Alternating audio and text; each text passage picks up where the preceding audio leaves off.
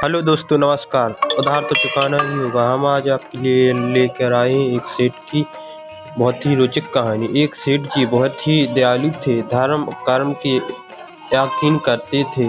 उनके पास जो व्यक्ति उधार मांगने आता था उसे मना नहीं करते थे। सेठ जी मुनीम को बुलाता और उधार मांगने वाले व्यक्ति को होते उसी पूछता कि भाई तुम्हें उधार कब लौटाओगे, इस जन्म में या दूसरे जन्म में। और सेठ जी कहते हैं हमारा जो पैसा है वो आप इस जन्म में लौटाओ या अगले जन्म में।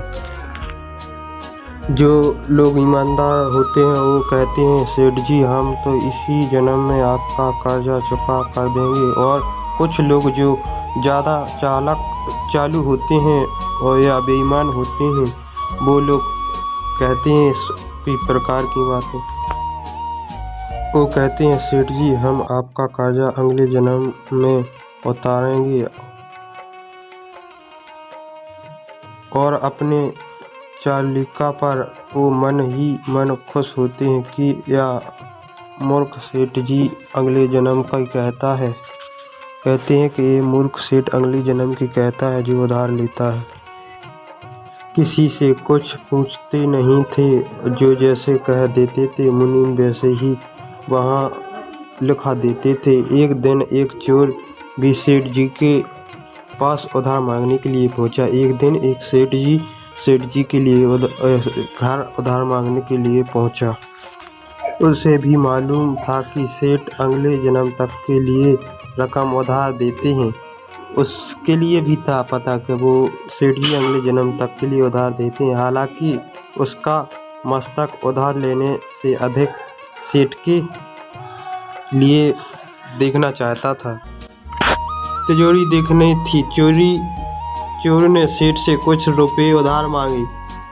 सेठ ने मुनीम को बुलाकर उधार देने को कहा। मुनीम ने चोर से पूछा भाई इस जन्म में दोगे या दूसरे जन्म में। मैं चोर नहीं कहा मुनीम जी यह रकम अगले जन्म में लौटा दूंगा। मुनीम ने तिजोरी खोलकर उसे पैसे दे दिए और चोर ने भी तिजोरी देखी। फिर इसके बाद चोर ने भी तिजोरी देखी। मुनीम को खोलते हुए लीले और तय करा लिया कि इस मूर्ख सेठ की तिजोरी आज रात में उड़ा दूंगा। कहने लगा इस मूर्ख सेठ की तिजोरी रात में उड़ा दूंगा। वो रात में ही सेठ के घर पहुंच गया और वहीं भैंसों के तबेले में छिप गया। सेठ के सोने का इंतजार करने लगा। अचानक चोर ने सुना कि भैंसें आपस में बात कर रही हैं और वहाँ चोर भैंसों की भाषा ठीक से समझ पा रहा था। एक भैंस ने दूसरी से पूछा तुम तो आज ही आई हो बहन। उस भैंस ने जवाब दिया हाँ आज ही सेठ के तबेले में आई हूँ। सेठ जी के पिछले जन्म का कर्ज उतारना है और तुम कब से यहाँ हो। उस भैंस ने पलट कर पूछा तो पहले वाली भैंस ने बताया मुझे तो यहाँ 3 वर्ष हो चुके हैं। मैंने सेठ जी का कर्जा लिया था, यही कहकर अगले जन्म में लौटा दूंगा। सेठ से उधार लेने के बाद जब मेरी मृत्यु हो गई तो मैं भैंस बन गई और सेठ के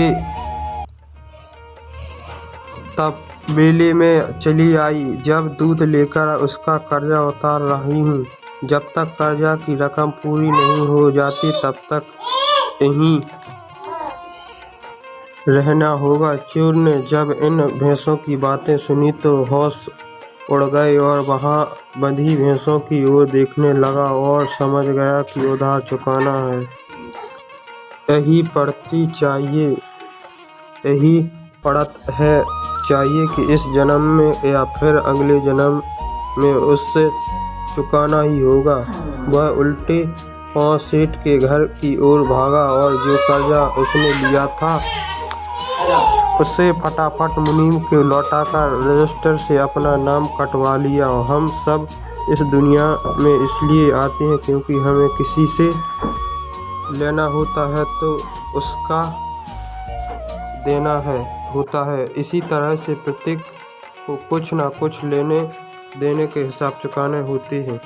इस कर्जे का हिसाब चुकाता है करने के लिए इस दुनिया में कोई बेटा बनकर आता है तो कोई बेटी बनकर आती है, कोई पिता बनकर आता है तो कोई माँ बनकर आता है, कोई पति बनकर आता है तो कोई पत्नी बनकर आता है, कोई प्रेमिका बनकर आता है तो कोई प्रेमिका बनकर आता है, कोई मित्र बनकर आता है तो कोई शत्रु बनकर आता है, तो कोई पड़ोसी बनकर आता है, तो कोई रिश्तेदार बनकर आता है। चाहे दुख हो या सुख, उसके लिए कर्जा तो चुकाना ही पड़ता है। इसलिए मित्रों, जिसका कर्जा लें उसका कर्जा जरूर चुकाएं, क्योंकि किसी भी तरह से कर्जा चुकाना पड़ता है। और जिसका कर्जा लें उसका कर्जा जरूर चुकाएं, हिसाब तो हम देने ही पड़ता है, प्रत्येक नियम है। धन्यवाद मित्रों, मिलते हैं अगले वीडियो में, तब तक के लिए जय हिंद जय भारत। वीडियो सही लगी तो कमेंट में जरूर बताएं।